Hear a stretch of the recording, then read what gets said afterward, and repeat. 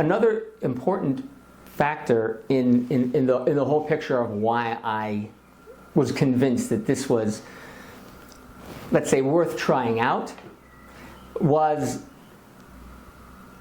Shabbos, going to families, walking around, seeing how people were living, seeing families, seeing communities, and realizing that this spiritual endeavor that was happening in the yeshiva and in the davening was something that was happening on a communal level and was part of a functional society that lasted through an entire lifetime. It was sustainable. You could live this way and have this be your life. You could dedicate your life to this in a context of not just you'll be able to also have a family. It's a part of it. It fits perfectly with it. You'll be able to have a beautiful family. You'll be able to age and be a respected elder, not a forgotten, tossed aside one. The BT View Podcast.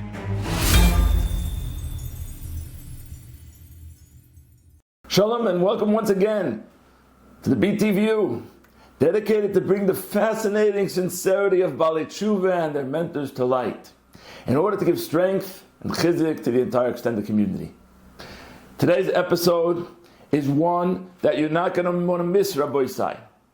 The story of a Balei Tshuva whose search for meaning in life led him to experience that there is no lifestyle with real everlasting meaning other than his own, Judaism.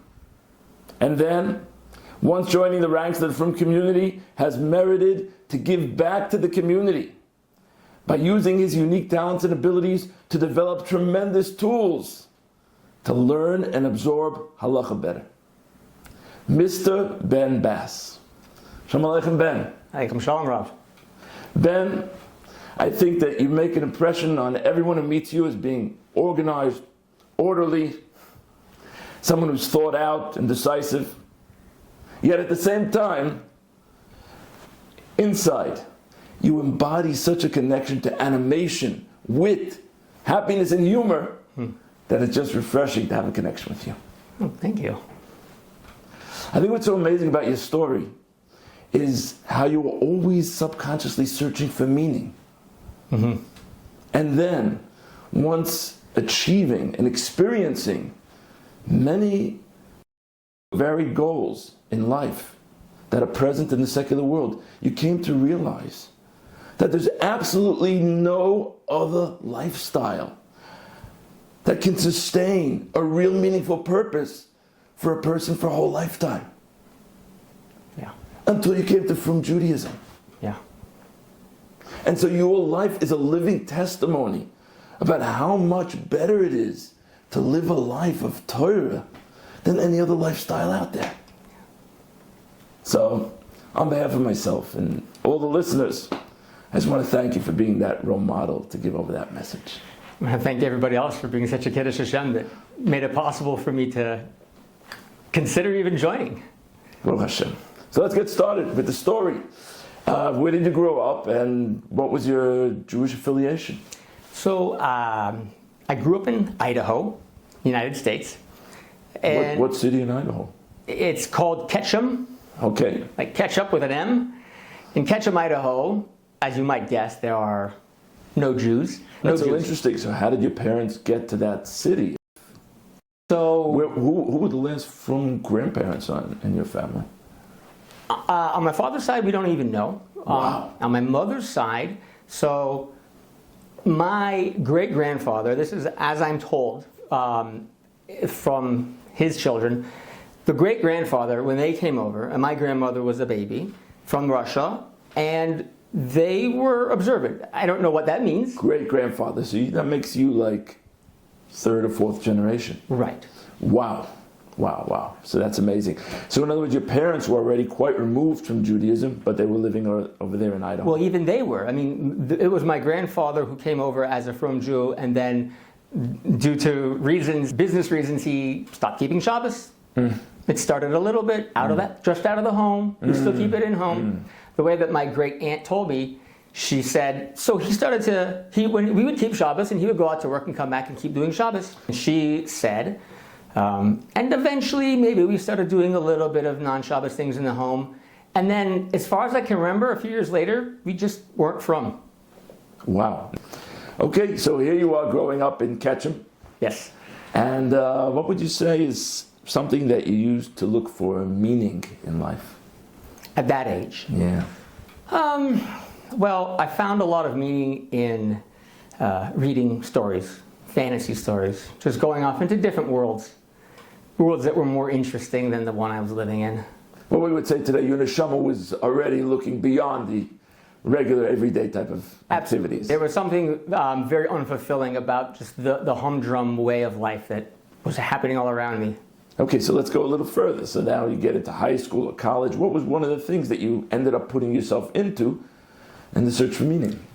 So in college, I joined a humor magazine, the university's official humor magazine. In other words, they have a regular magazine and a humor magazine. They have within one building, they have the yearbook, the newspaper, and the humor magazine. Okay, so you joined. Of course, gravitated right to the humor magazine. You say you were the editor? Right. So after a year, That's amazing. became the editor, and I invested everything I had into it. That became what I was all about. So it makes sense that you were like the person looked up to at the school, the editor of the humor magazine. Well, okay, and that depending on who you're talking to. How did that affect you during that year or after that year? Did you feel that it gave you like something, satisfaction? After that year? Yeah.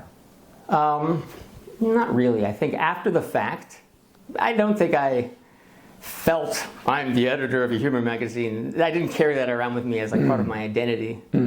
So it didn't really fill you. What was something that you went and did after college to look for meaning? So right from the editorial position, I graduated college, and I didn't really have any plans. I didn't have anywhere to go, so I just sat down on the couch in the office. Wow. And I stayed there, and I slept on the couch. I was there for several weeks. And this is after graduating? Yeah. Wow. That's like someone who doesn't know what direction to go, and he just waits.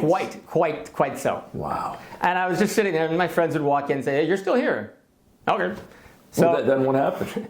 So then, this was in 2005. In the summer of 2005, a hurricane hit New Orleans. Hurricane Katrina. Hurricane Katrina. It was a huge disaster. All the more so because the government didn't get involved for several days, so things were really falling apart. What I remember specifically, New Orleans was the hardest hit. Yeah, well, because they are under sea level, and they have these dams or levees. I remember that the levees even broke at that time. So there was the hurricane, and then there was the flood, and then it's a very poor. Was it like a disaster?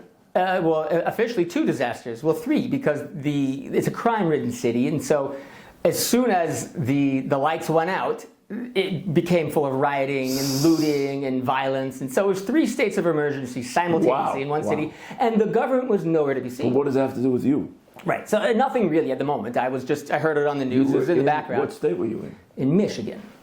So like a straight line up. Your university was in Michigan. Right, in Ann Arbor. So I was there lying on the couch, and I heard in the background the news.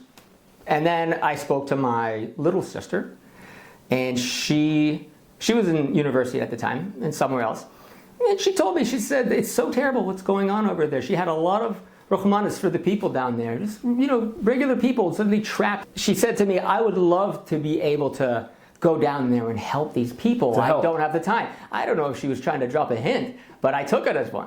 I said, what a great idea, because I had nothing else to do. I said, what a great idea. That sounds like something worthy of my time. So I got very inspired by what she said, and I had a truck. So I went to Costco, filled it up with supplies, water, diapers, candy bars. I don't know what people would want down there. And I was all ready to go down there. You're joking. You did a rescue program on your own. Yeah.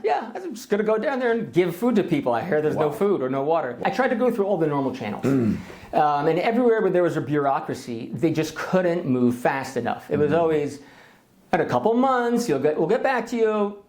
And I was very... you were all charged up to I was very charged up. I was like living that story at the time, that this is an emergency, people are dying, there's no time to wait. So I eventually started... How long is the drive from Ann Arbor till New Orleans? Just 24 hours. A day, okay. Yeah, exactly. And then what happened? So I started looking around at more like boards boards posting for people who are interested in helping, looking for help. And I found one or two options, not exactly the best options or the safest options. But there's one guy who was going to go down there. Let's just say I'm glad I didn't go down there. He wasn't the safest option. Definitely not in more than one way. But I was so committed. So right before I got in the car to go to his house, I just checked one more time on these boards. And there was a guy who just put up a posting. He was a lieutenant in the fire department, and he had a flat bottom boat, which was in high demand because in New Orleans, some of the water was very close to a few inches from the ground. So flat bottom means that it can go on that shallow water. Exactly. And there was they put out a call to anybody who had a flat bottom boat. So he was going to go down there for animal rescue. Actually, there was a lot of animals down there. The people who had left. Why is animal rescue important? Like the animals in the zoo? No. Why is animal rescue even important? I didn't really even think so at the time, but it was something to do, right? So there were a lot of people who had pets, and they thought they were going to be back in a day or two, like every other hurricane that happened down there. But people left. Some were even forcefully evacuated very quickly, right? Right. They would just fill up an extra large portion of food for their dog, lock the door, and go.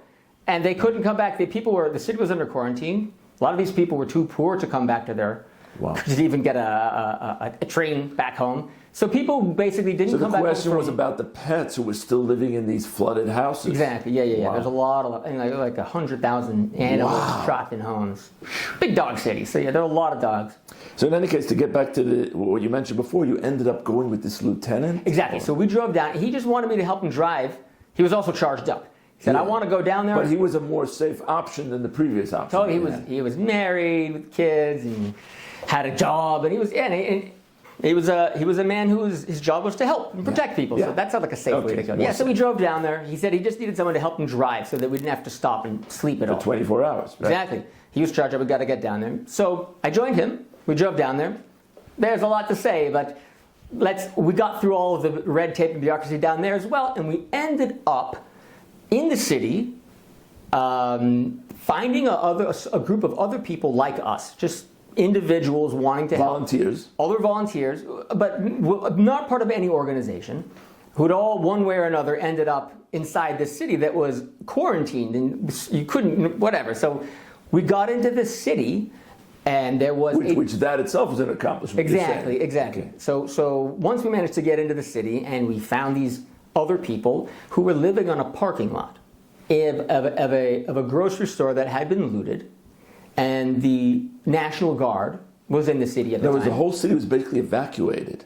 So a parking lot was like a large open area where people could actually camp out, I guess. Yes. It was not only that it was a large area, but the National Guard was there to protect it from further looting. And so we wanted to stay... You actually needed protection. Right, because it wasn't an abandoned city. Most of the people were gone, but a lot of people were still there. And especially the looters were probably still there. Looters, gangsters. I would go to sleep every night to the sound of machine gun fire. What? Just across the street. Up the street, let's say. Not quite across the street, but there were definitely... a lot of sights and sounds. One minute. So I have to just stop to connect this back to everything you said at the beginning. Yeah. You were looking for meaning. Exactly. So was this the meaning that you felt it fed you? Because you were actually helping people, but to go to sleep with machine gun fire doesn't sound like so at the time, comfortable.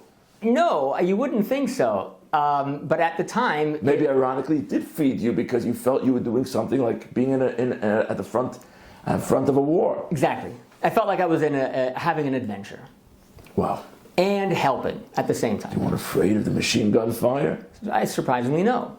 Because you had the National Guard who was actually firing outward. Right? Yeah, well, they weren't firing. It was known, no one went so close to the grocery store. And you couldn't wander out at night. There was a curfew, and someone would shoot you, either the National Guard or the gangsters. That sure sounds exciting. It was exciting, and there was a lot of stories that came out of that, but I was very much about rescuing the animals. That was my main thing. It was meaningful to me. How long did you do this for? 9 months. 9 months? Yeah, I'd say about the first... Wow, how long was the city underwater for?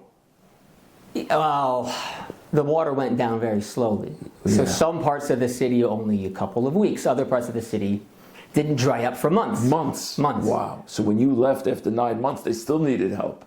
Yeah, it was a The disaster. question is, why would you have left if it fed you so much? That's a good question. So, like I mentioned, I like the idea of adventure. That was one of the things that was calling me. And I'd done some time traveling around Europe for some time. And I always wanted to get back on the road.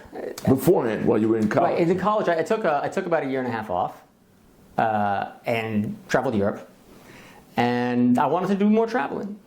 So, was it fulfilling? That's the question. Was the rescue adventure in New Orleans fulfilling for you? There were parts of it that were. It is fulfilling to be helping.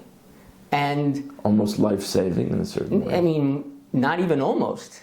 If we're talking about animals. For the animals. You were life-saving. It was good enough for Noach. We were saving animals' lives. And it was satisfying. You know, you could rescue a dog, and they would have a look in their eyes that there was some level of awareness. Okay, so my question for you is, what was missing for you that you felt you had to go the next step? Right. So as much as I really was into rescuing these animals and helping, the people I was doing it with, so the more and more the longer we were there, the more we felt that we were cut off from the rest of society, because it was cut off. And so people started behaving in ways that they wouldn't normally, had they been around their families. So you're saying it wasn't on a very high moral standard? Morals went out the window pretty quickly. So the definition of the adventure couldn't be so exciting for you because there was something obviously missing in the experience. Yeah, I mean, I wanted to keep doing this. I wanted to go find other disaster areas. We were all talking about, let's go to the next place. Let's go to Chile. Because this is what fuels you. Yeah, but I saw that these people were destroying their marriages back home. They were getting into things and doing things that were either illegal or dangerous. It didn't make them better people. And no. In fact, I even told myself that as much as we are rescuing animals, I think we should know who the real animals are. Wow. That's a strong statement. The idea of right,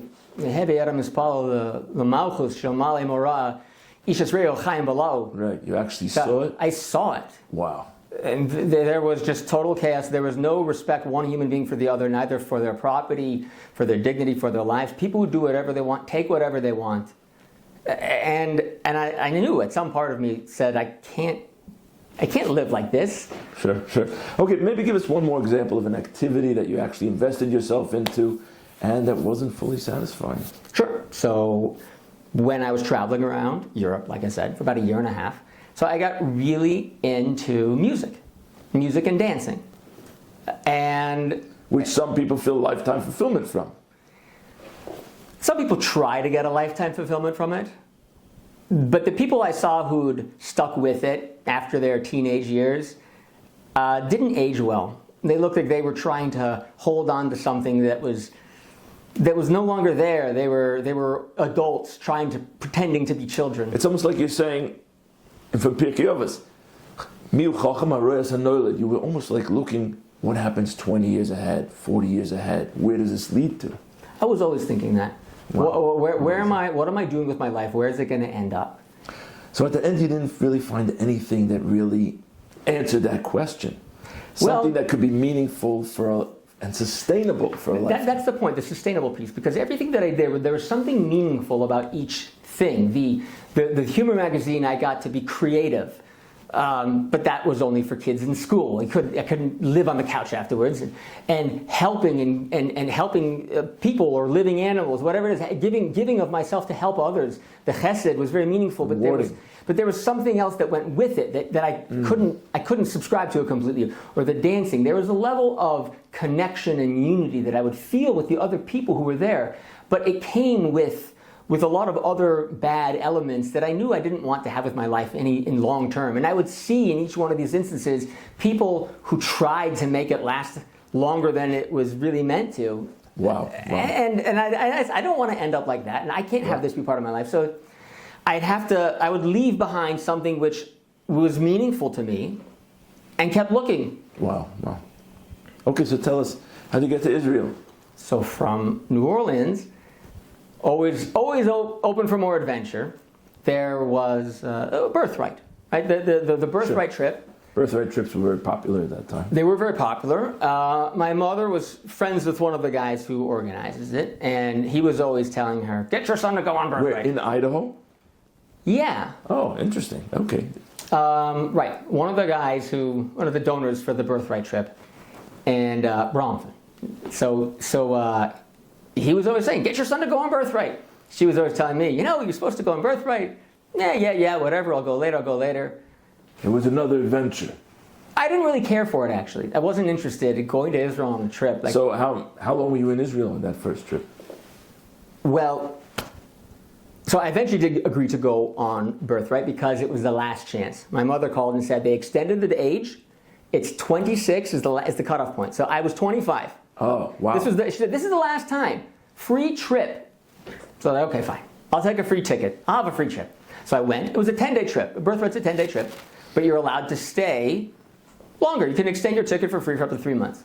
So after the trip, back on the road. I went to Cyprus, biked around the island. Wow, amazing. So maybe tell us something that you saw in Cyprus. Well, Cyprus is one of the Greek islands. They speak Greek in Cyprus. So there's a lot of Greek ruins. Okay. And the whole Greece was a very they had a lot of different deities that they worshipped in ancient Greece. So mythology. Exactly, so the Greek mythology. So there were old ruins of temples for all of these different temples. Yeah, old Greek temples. That's probably like what we would call in the Gemara Avodah Zarah. I think it's exactly what we'd call that. Wow. Yeah, real Bate Avodah Zarah. So they weren't in use anymore. They actually have the ruins left. Yeah. Wow. Yeah. In some cases, even quite well preserved. Wow. So, and you actually, people see this on Cyprus. Sure, and I mean, for somebody who's doesn't have the Torah to guide them and help them evaluate life. So, what's the big deal? You go and you look at it. Okay. You go inside the Temple of Avodah Zarah. So where did you go after Cyprus? Well, I was actually in one of these temples at the time when I got a phone call from my mother, and the Second Lebanon War had just broken out, and she was worried that I'm a Jew traveling around the Middle East. I was on my way to Egypt next, and she felt that it would be safer for me to be in Israel. Even though that's the place that was under attack. But ironically, it happens to be that is, even al pi derech hateva, it's actually quite a safe place to be, given everything. So she said, my sister was there. So she said, go Your be sister with your was in sister. Israel at the time? She was there at the time. She was learning. She was learning. So my mother called and said, go there. And I said, okay, I'll think about it, Mom. And then she got my sister to call me. My sister called and said, you should really come here, check it out. I'm learning about Torah. Wow. It's incredible. Wow. There's everything. I said she was a seeker. She said everything that I've learned about. So she was into it already. Yeah, she tried to really sell me on it big time. She said, truth is here. You would never believe that the Black Hatters actually possess everything that I've ever believed, that I've ever discovered to be true about life, love, the universe. It's all here. That's what she called them, the Black Hatters. Yeah, the Black Hatters. Like, really? And she said, you have to come see it for yourself. Wow. And I said, yeah, maybe later. Really? Yeah, I wasn't looking for it. So you came back to Israel, you didn't go to yeshiva? So I wasn't going to go to Israel, but then she said, well, if you go to one of these yeshivas, they will give you free food and a bed. Room and board. Now you're talking. That spoke to you. Yeah. At the time, I was traveling on a shoestring budget. So yeah, sleeping on the beach, eating as little as I could. Really? I wanted to stretch it out as long as I could. Wow. So free food. Okay, I get the idea why you came. Exactly. Yeah, so I showed up for the food. Wow. So did they actually let you into yeshiva because you wanted free room and board? Not quite. They let me learn, but they didn't just. When you came to Israel, you went to the old city? Exactly. I went to the old city, Torah, they have these open classes. You can just walk in off the street. Sure. But no, you can't just be anybody. It's called Essentials at that time. Essentials program. 3 weeks just goes around and around in a cycle. But you can't just be anybody and get a bed in a dorm room. So those were more limited. And it wasn't being offered to me. So I was staying at the Heritage House, which is a place. Sure. It's like a free hostel for Jews. And there was no food, first of all, at the hostel, at the Heritage House. To sleep. Yeah, and it's also a place that was never meant to be like long term, a week. Yeah. So I was there in the old city, and there was a rabbi leading some summer trip of students, and he saw me sort of walking around, and he said, "Hey, sit down with me. Let's get a falafel together." Just grabbed me off this random kid walking around the old city. So he said, "Here, I have 5 minutes. Let me talk to this guy." He sat me down. He said, "Tell me your story. What's going on?" I told him, "Yeah, it's interesting here, but they're not going to let me stay in the dorm, so I don't think I could be here much longer." And he said, "Hey, this is how it works. They want guys who are really dedicated. So you go over to there and you tell them, I want to learn Torah for a month. You tell them 4 weeks." And he leaned into me as if he said, "I'm on your side. I know you don't really want to. That's okay. You can just tell them you want to. And they'll let you have a bed and food." So I said, "Okay, I'll do that." So I walked into Eshet He Torah. gave you the secret word. The secret word. The secret password is, I want to learn Torah. So I went in there saying it, not believing it at the time. And it worked. And it worked. So there I am finally with my free food. And as Rav Noach used to say, I don't expect people to come for the food, but I don't want them to leave because of it. So you were still at Eish when Rav Noach was Rosh Hashiva? Yeah. Wow, that's amazing. That's such an experience. Yeah. Okay, so now, what would you say? What would you say did it for you? What spoke to you when you first came to yeshiva? So it's not one thing. People would ask me, how do you know to become frum? And I would tell them, I would use a mashal. I'd say, if you're dating somebody, how do you know that she's the right one? It's a big decision. Probably the biggest decision. A lot of people have that question. And it's a decision that is going to be one of the biggest, if not biggest decision, that's going to affect the rest of your life. And at the end of the day, you don't really know who this person is going to be in 10 years. For that matter, how long have you known them? How much do you even know this person right now? So what do you base that decision on? And by the way, this is a decision that everybody makes. So what do people base this decision on? Well, it's a factor of things.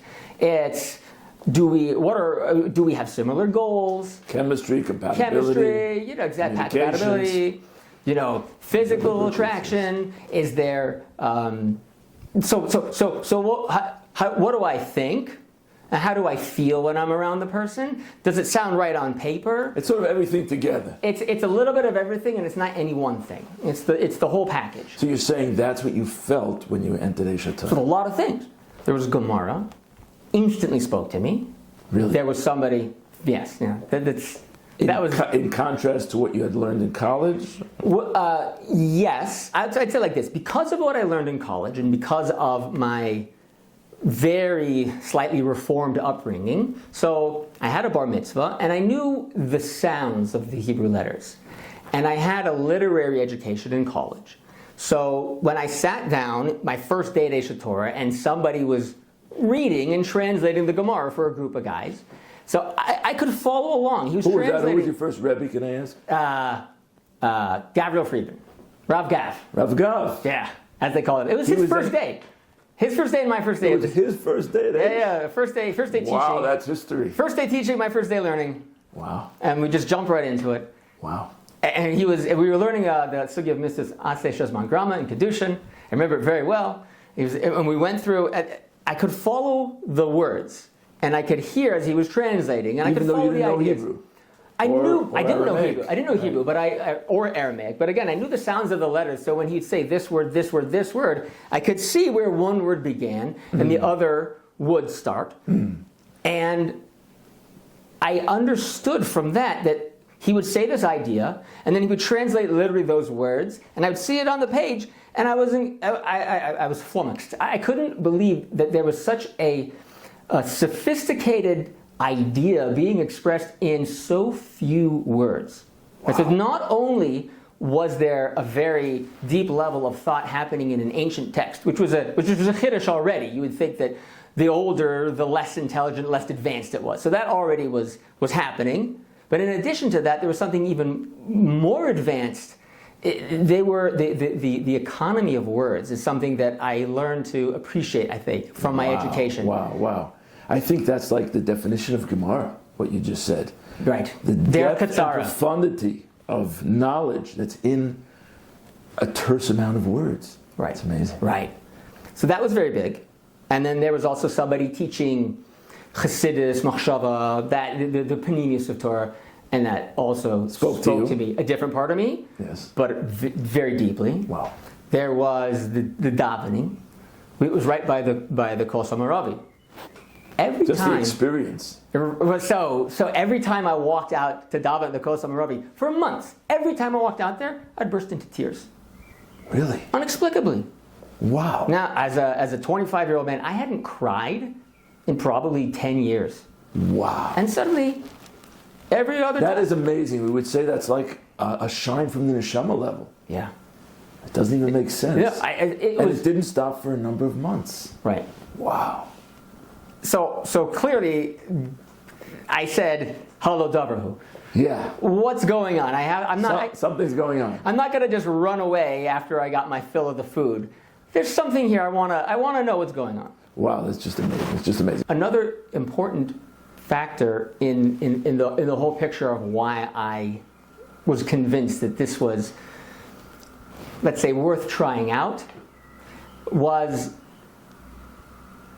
Shabbos, going to families, walking around, seeing how people were living, seeing families, seeing communities, and realizing that this spiritual endeavor that was happening in the yeshiva and in the davening was something that was happening on a communal level and was part of a functional society that lasted through an entire lifetime. It was sustainable. You could live this way and have this be your life. You could dedicate your life to this in a context of not just you'll be able to also have a family. It's a part of it. It fits perfectly with it. You'll be able to have a beautiful family. You'll be able to age and be a respected elder, not a forgotten, tossed aside one. That was a very, very big piece for me. Wow, that's beautiful. Amazing. Just amazing. Okay, so now let's go a little fast forward. And we know you get married, build a beautiful family. And Baruch Hashem, I know that you learned in Koilo. You actually sat and learned for over 15 years after you got married, which is amazing. And then you discovered this ability at video animation. Right. So maybe you could tell us about that, because today it's a tremendous help. Many people might even know some of your series. Tell us how you got there. So the animation is not something that I actually ever learned before. It's something that came only after my many years of learning in Kollel. Did you know growing up that you had this ability? No. Wow. But for me, animation is just a way for telling stories. Sure, it's a mode of communication. Right. Well, and so telling stories is a way of delivering values or information. There's something there's the lekach from the story. What's being related? Right. What's the message over here? What's the meaning? What's the theme? And then the animation actually helps people absorb it. Right. So how did I come into it is one story, and why I gave myself permission to stop learning full time, to take any part of my day and start working on the computer and making cartoons. That was not a simple thing. That was not a decision that I took lightly. Because you were invested already in full day learning. Wow. Right. And then this is something that so maybe go for it. Tell us both. Okay. So I'm learning in Kollel. A friend of mine I do from Torah, we parted ways I hadn't seen him in years. So he comes back to me and he says that he and some friends started a business a few years ago, a high-tech business, big, successful business. They're relocating to Jerusalem. A lot of money from the government because they wanted to help them expand and make Jerusalem the economic center. So they wanted to make a kollel in the business. Wow. A kol Torah in the. These are all Balei Tshuva. They wanted to feel connected to so Torah. So he approached you to be part of the kollel? Yeah, and in a sense to kind of, I don't know, be one of the heads of the kollel, to help find the guys. So that was probably not a problem for you because it involved further learning. No, it was great. It was great. I mean, it was a very interesting ragtag group of people. We had to find people with a college degree who wanted to. Oh, they had to meet the requirements. Right, so the government made these requirements. So they made two requirements. Number one, anybody who joined the company and essentially was going to be paid a real salary with a talush and a pension from the company. To be in full day learning. Right, to be in full day learning, the government said, well, they have to have a college education. Right. So you fit the bill. I fit the bill, and I was also tasked with finding other people with a college education who wanted to stop whatever they were doing and come learn. Really? Wow, so you actually helped others. Yeah, wow. Right, yes, I found people. And it was actually a very big help because they were paying, for a younger man, this was a lot of money. Getting paid minimum wage is more than almost any kollel makes. Wow, so, okay, sure. So that was an opportunity to help bring guys in who needed. And then the government required also that we produce something physical, something that was of benefit to the company. If you're going to get paid from the company, they have to see that you produced something. Right. Okay. The ruchnius was not enough. They said, no, something physical. You have to be able to show us. So that's another thing I was tasked with. I want you, my friend said, I want you to figure it out. What is this thing? Because they're going to come in. There's going to be bikuret. And they're going to want to see, what are you doing? Do a check. Not for a count of heads. They want to see, show me the thing. Yeah. So I took it seriously. And writing a kuntras, my chidushim, putting them out there on the table, no one was interested. Or it doesn't seem like it would be convincing enough that it helps the business. Even if like people were very interested in it, but I was trying to take it seriously. What would be of benefit? A product. To these guys working, these men and women who are working all day on the computer. So when they have a 5-minute break, they're not going to sit down and read my chidush. There's no way. There's no shaykhs. So they're not holding in the sugya. So what could be a benefit for them? So eventually,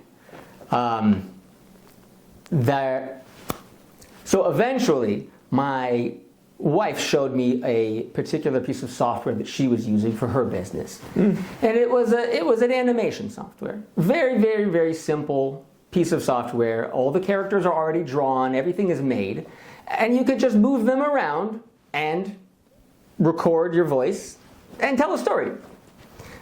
So she said, maybe you could use this somehow. And at first, I'm not going to bother with computers. But the idea... She was convincing.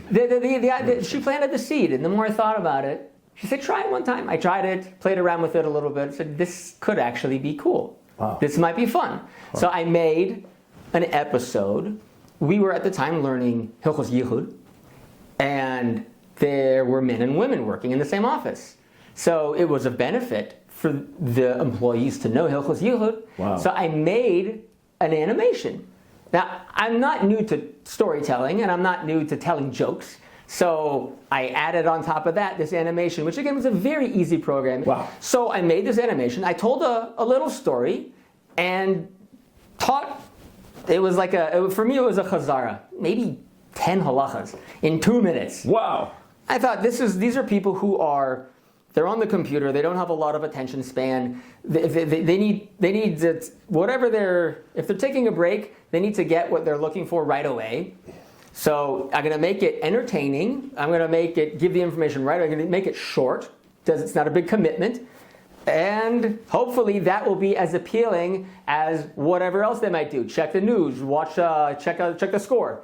So I'm trying to compete for their attention. Correct. Watch something funny. And, by the way, you might learn something while you're at it.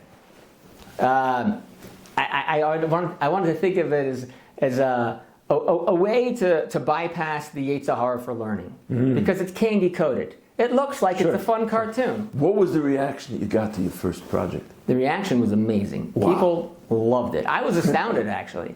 I just made it to show it to the government. Wow. They really loved it. They said, I've never learned in a way like this before. There were people saying, and I learned something. I didn't know that halacha before. So that's the way you discovered a new avenue how to reach Jewish hearts. Right. Wow. Right. It's and they loved it. They wanted me to make more of them.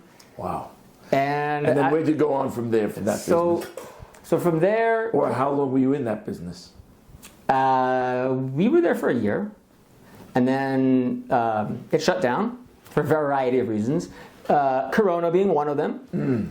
So, so we all left and locked down in our homes. And that was the end of that, or so I thought. And I kept thinking, it was such an amazing thing that I discovered. It's too bad. It would be a great way to do that again. Yeah. And so again, my wife said, well, why don't you offer your services? And that sounded kind of ridiculous to me, but just call up random Jewish organizations and say, want an animation? And she said, yeah, why not? Wow. It's Stadlis. So she recommended that, and I did. I just cold called. And the Eshkacha was, the very first company I called said, yeah, we're interested. Wow. So I made them an episode. They said, hey, that's great. Will you make us 40 more? Wow. Yeah, that's great. Wow. Amazing. Wow. What company was that? That was Chafetz Chaim Heritage Foundation. Wow. From Muncie. Okay, and that might be how you're well known in the community today for those 40 episodes. If I am. So at that point I changed. I wasn't teaching 20 halachas in one episode. It was one halacha per episode. Sure. That's better. So I had these 40 episodes. And then as time went on, I was hired full-time by them. What was the feedback that you got? Well, yes. If you were hired for more work, then obviously they were happy with what you did. Yeah, they were thrilled. It was one of it was one of the highest viewed products that they had put out there. Wow, amazing. And so I know you also want to share a little bit of that with us today. I hope we'll be able to show the viewers first episode. So what would you like to tell us, maybe something behind the scenes about the first episode? Okay, so the first episode was the one that I offered to them. They said make one episode. Yes. And a friend of mine who worked at the company, he said privately, make this as good as you can. Like really put in a lot of effort, because if they like it, then it could be they'll hire you for more. It was more than that. He said, make it as good as you can, because if they like it, then you're going to work more for them. And if you start working for this company, you'll see this is a very good company to work for. They take care of, they're going to care about you. You'll be it's a family. So this is a good family to be in. Wow. So I was like, okay, that sounds good. Beautiful. So I spent a lot of time thinking about it. Wow. Try to make it good. And Baruch Hashem, they liked it.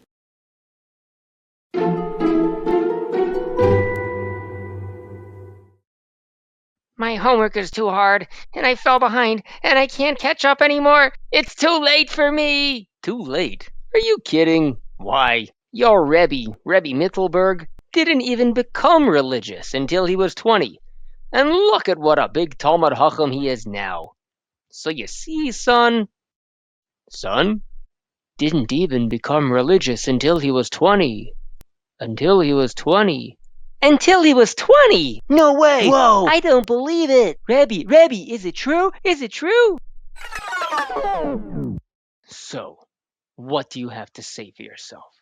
It was meant to be a compliment! Oh yeah? Did you think that makes it okay? No, that does not make it okay. Wow. Okay. And then they brought me into the family. It was a very, very special group. Wow. And I started working for them full time. Wow, amazing. And we made a variety of things. Up till now, I'm no longer working for them full time, but I am finishing up a project for them. Maybe tell us about the projects that you work on, because it's a few years since that series. Right. So where is the technology taking you till today? So it's gone in a whole other direction. The original piece of software with the pre-made characters, so I stopped using that. I used that as much as I could. It couldn't contain any other. You reached the ceiling of use for that program. Right. It was very limited in terms of how creative I could be with it, what stories I could tell with that.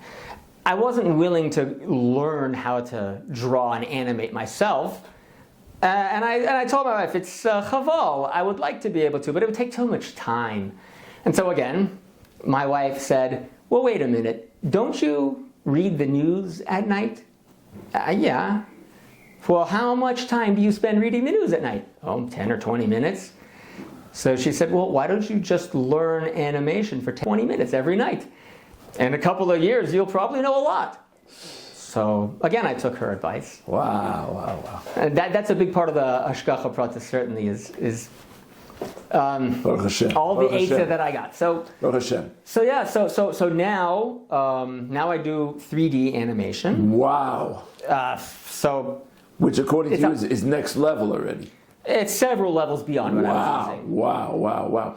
And what are you giving over now? Is it halachas or like hashkafa? So currently the project I'm working on is designed for schools. Currently we're aiming at Beis Yaakov schools in America, teaching about anti-bullying. Bullying. Yeah. Yeah, I heard it's such a problem with younger kids. It's like that's the way Yetzer Hara gets into kids, unfortunately. Right. So it's very important to talk about. It's not usually taught. Yeah, it's not something that I actually knew much about before I started this project. But so that's a great idea, that you can actually give over ideas about life and how to train the younger generation through these tools. Yeah, and it's very, very meaningful what I'm doing, because really this is saving lives. Really, when I started to learn about what kids endure from at the hands of other kids in their classes, it really can save lives.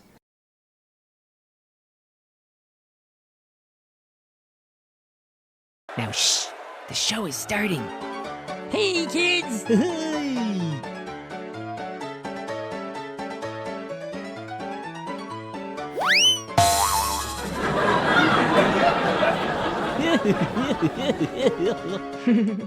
You know, if you think about it, that would really hurt. Come on, it's just a joke. Don't you hear everyone laughing? Just because everyone is laughing doesn't make it funny, you know. I should do more? Okay. Let's see if you're right, Sarah. Here we go! No, not the pie! Let's see what happens if I press this mute button. Yeah!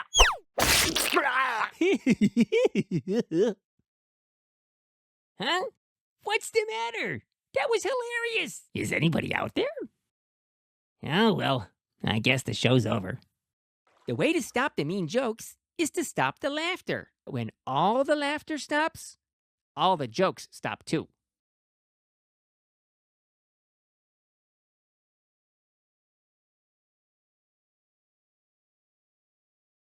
And so to be able to be in a position where I can work and make a parnasa and do it in a creative way, so I get to use these koyach hayetzira. Using your talents and abilities.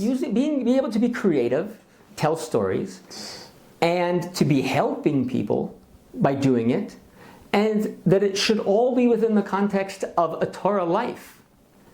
I couldn't think of a better way, of a better opportunity. Wow, Reb Ben, you sound like someone who's enthused from life daily. Yeah. Hashem. Yeah. So, one more question. Based now upon your whole experience of using these animated tools to teach people, for example, halacha or hashkafa, do you think that there is benefit in giving it over to people on the learning side and absorption side? Have you had feedback on that? Or is it the benefit negligible and it doesn't really make such a difference? I think that there's a huge benefit for some people. Some people don't need it it'll be a waste of time. If people who can just learn, they should just learn. In other words, people who are able to, who have that in their nature, they can get it from the learning. But if someone doesn't have that nature, this is an important tool. So yes, people who can find a sipuk, an enjoyment from learning without any fluff, so then they should just learn and enjoy that and feel that they are very blessed. Sure. But the reality is nowadays, especially the more people are exposed to the world out there, so the less of an attention span people have, and the harder it is to commit to things, it becomes a point where it becomes necessary to engage the person, to get them to start listening. So for them, it is a great tool for teaching. There are some people who it's an incredible tool for what it can do for some people. And you've heard this already from feedback. I've heard not only from adults, I've heard from parents, and I've heard from my own children. So these 40 episodes of Lashon Hara. It works. I've heard from teachers that my kids are unusually good about Shmiras HaLashon. My kids stand out amongst the crowd. What does your 40 episodes have to do with your kids? So my kids, they've watched them. They saw me making them. They've watched them all many times. Kids love to rewatch these because things. they see it again and again. So That's what you share with your kids. Exactly, yeah. We don't. So I let my kids watch these things, and they see them all plenty of times, and they know them. They know a big handful of laws of Lashon Hara. So you say that their teacher came and told you that he actually noticed a difference in their ability to apply the halachas. Yeah, and for kids, it happens without them even realizing it. Wow. It just becomes part of their mind. That's amazing. That's such a proof. Yeah. That definitely made me double down on believing that what I was doing was going to be helpful. Wow. Amazing. Shem. So to sum up your journey, what would you say that is the most exciting thing that you found in Yiddishkeit? That we, who are watching sort of the story from the outside, what would be the message that you have to give? Listen, if I had to say one thing, it'd be learning. Learning? Why learning? That's of all the things that I liked and that appealed to me, that's the piece of the puzzle that just it lit a fire under me like nothing ever has. It was the first time that I gave it my all, that I put all of my efforts, all of my concentration, all of my time into one thing. Let's see what's going to happen. What can I really do? And the more I gave, the more I put into it, the more I invested myself, the more I got from it. This is something that's hard to put into words, but the experience of learning Gemara and other Sfarim. But learning Gemara was something that almost instantly just transformed the way I felt. I'll tell you one example. I was learning as much as I could at the time. My parents had thought I joined a cult. After about 6 or 7 months, they came to visit. And my mother took one look at me and she said, "I haven't seen you smile like that since you were 8 years old. My boy is back." Wow. Of course, she said, "I still think you're crazy, but this is right for you." That's what she said. Yeah. Wow. So from that point on, there was no resistance. Wow, that's amazing. And it's true. I found a part of myself that I had lost. It gives me so much chiyus and so much simcha. We could have a nice long conversation about all the things I like about learning. Wow. But to be makatzer, it is the most fulfilling experience that I've ever had in my life. Wow. By leaps and bounds. It's meaningful. It physically feels good. I feel like I'm holding onto a battery. Wow. So, yeah. Ben, you've given us so much chizik today. Let me give you a bracha. You should be able to continue to use your talents and abilities for the benefit of the klal. Amen. That's chiz bizocha, a tremendous bracha in your home, with your family. see nachas from each and every one of your kids, and to live a sustainable, meaningful lifestyle for your entire life. Amen, amen. Thank you so much. And to all the listeners, remember that BT View counts. Thank you for all your support up till now. Please, if you can, after this episode, give us a like or a comment. Certainly a subscription will help. Again, it's not something that costs money, but this is the way the world goes today. It makes a big difference for us to continue to bring you these episodes. Okay, Rabbi Isai, take care. Till next time. The BT View Podcast.